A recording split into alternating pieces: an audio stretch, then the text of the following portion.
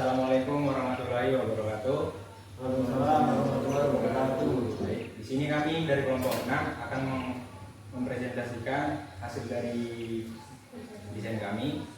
Baik, sebelum kami presentasikan, ada baiknya kami memperkenalkan diri terlebih dahulu, dimulai dari pojok kiri. Perkenalkan, saya Muhammad Cesar Maulana, NIM akhir 22018.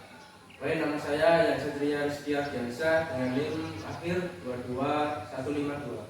Saya Diki Terus Ramadhani dengan NIM akhir 062. Saya Charlie Paganisya Loko dengan NIM 22109. Saya Safadila Fudianti dengan NIM akhir 22104. Saya Nisa Azizah Syakati dengan NIM akhir 124. Saya Nusratul Mufida dengan NIM akhir 150. Baik, untuk selanjutnya akan dipaparkan oleh teman-teman saya. Di sini saya Miska Azizah Syakati akan mempresentasikan mengenai inventarisasi data mengenai lahan yang kami desain ini. Di dalam paranet memiliki rumput gajah, papan bambu, papan kayu, dan pot. Untuk ketebalannya sendiri, jenjangnya memiliki 2,5 meter dengan panjang 6 meter dan 6,2 meter untuk lebarnya. Untuk luas lahan sendiri itu panjangnya 16,7 meter. Pada luaran paranet memiliki bambu dan panel. Panel sendiri memiliki tinggi 210 cm dan dengan panjang 90 cm, lebar 50 cm. Untuk sebelah kiri kanan memiliki pohon pepaya yaitu Carica pepaya L, pot, dan pohon jeruk purut yaitu Citrus hystrix dengan tinggi tanaman 2,9 meter, jumlahnya 1 dengan diameter batangnya 30 cm dan kanopinya 3,6 meter. Untuk sebelah sini ada batu kapur, dan ini merupakan rumput liar atau bisa juga rumput gajah. Dengan pohon ini yaitu kayu putih Melaleuca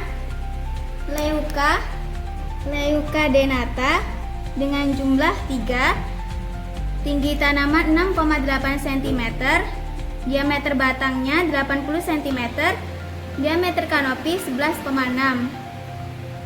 Tinggi tanaman kayu putih yang paling ujung, tinggi tanamannya 6,7 meter dengan diameternya 56 cm dan kanopinya 6,6. Untuk di sini di tengah ini ada plang nama agroekoteknologi, dan yang paling ujung lagi tinggi tanaman kayu putih 6,5 meter dengan diameter 68 cm dan kanopinya 10,65. Baik, di sini saya Basiratul Mufida akan menjelaskan tentang analisis dan sintesis. Yang pertama, ada bambu yang tidak terpakai, itu dibuang. Yang kedua, ada pot tidak terpakai, itu difungsikan dalam menanam tanaman. Yang ketiga, ada papan kayu tidak terpakai, itu dibuang. Yang keempat, ada rumput tidak terawat, itu bisa dibersihkan. Yang kelima, ada pohon jeruk tidak terawat, itu dibuang. Yang keenam, ada pohon kayu putih berdempetan, itu dibiarkan. Yang ketujuh, pohon pepaya tidak terawat, dibuang. Yang kedelapan, paranet tidak layak, diganti paranet baru. 9, tanah tidak rata, diratakan. 10, batu mengganggu, dihilangkan. 11, papan nama masih bagus, tetap digunakan. 12, panel surya, dirawat. 13, tempat sampah tidak ada, dibuat tempat sampah. Baik, di sini saya Yan Satria akan menjelaskan tentang peta konsep. Untuk yang pertama, di sini ada paranet dan di depannya ada jalan lurus. Kemudian di sini ada tanaman vertikultur yang rencananya akan ditanam tanaman bayam. Dan di sini lahan kotak yang rencananya itu akan disusun seperti berbentuk tangga, dan terdapat 3 jenis tanaman hortikultura yaitu bayam, kangkung, dan pakcoy. Terus kemudian di sini ada kolam berbentuk lingkaran yang niatnya itu nanti kasih ikan lele, dan di samping kolam tersebut ditanami tanaman obat sebanyak 3 jenis, yaitu lengkuas, jahe, dan kunyit. Kemudian di sini ada 3 tanaman kayu putih. Baik, di sini saya Muhammad Fajar Maulana akan menjelaskan mengenai peta konsep yang kedua.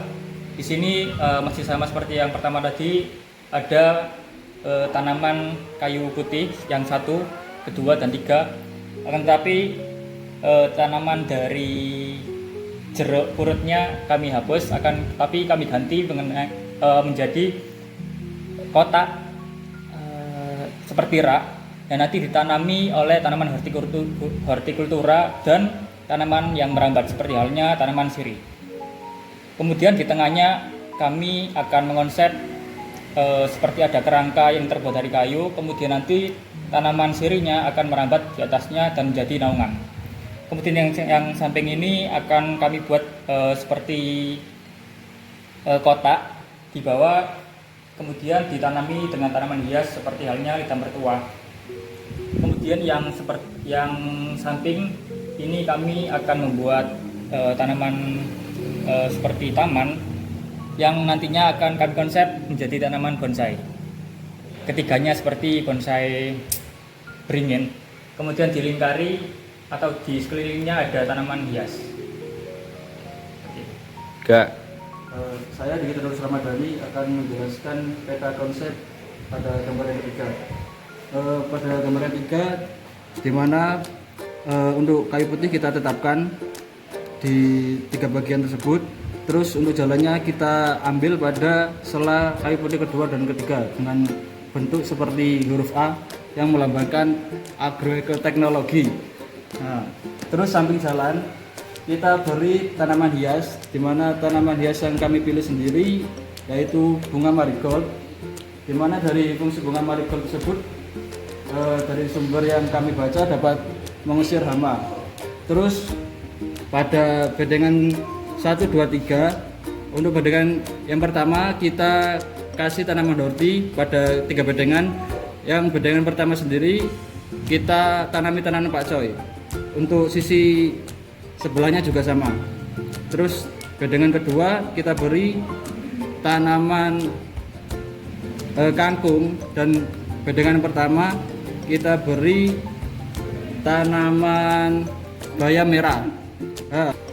Untuk bedengan tengah dari konsepan kami menanam tanaman bunga, di mana bedengan pertama kita beri tanaman pucuk merah, dan bedengan kedua kita kombinasikan tanaman lidah mertua dan aglonema.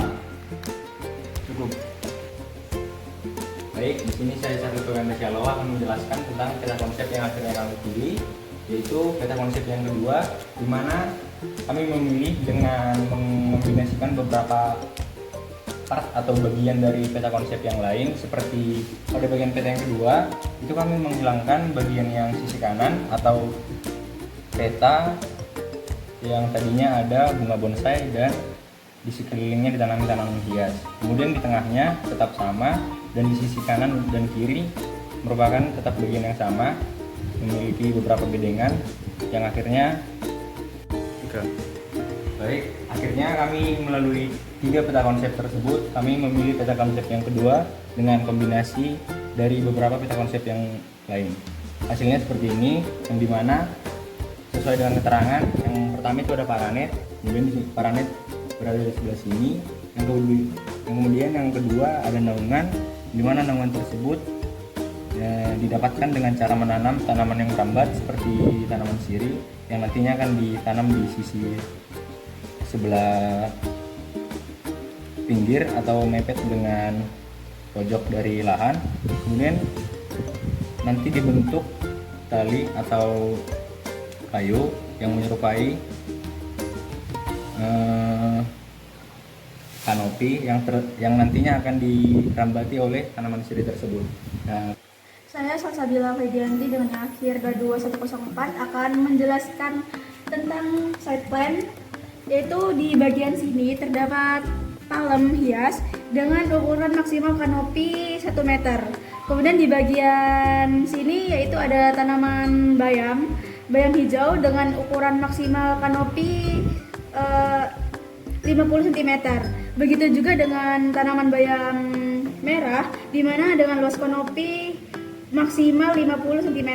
Kemudian di bagian bawah terdapat bedengan kangkung dengan ukuran maksimal kanopi 50 cm juga. Kemudian di sebelahnya ada tanaman pakcoy dengan maksimal luas kanopi 50 cm. Kemudian di samping kiri terdapat tanaman hias marigold dengan luas kanopi maksimal 1 meter. Kemudian di bagian bawah terdapat pohon kayu putih, yaitu kayu putih 1, 2, dan 3. Sekian presentasi dari kelompok kami, kurang lebihnya mohon maaf. Kami akhiri. Wassalamualaikum warahmatullahi wabarakatuh.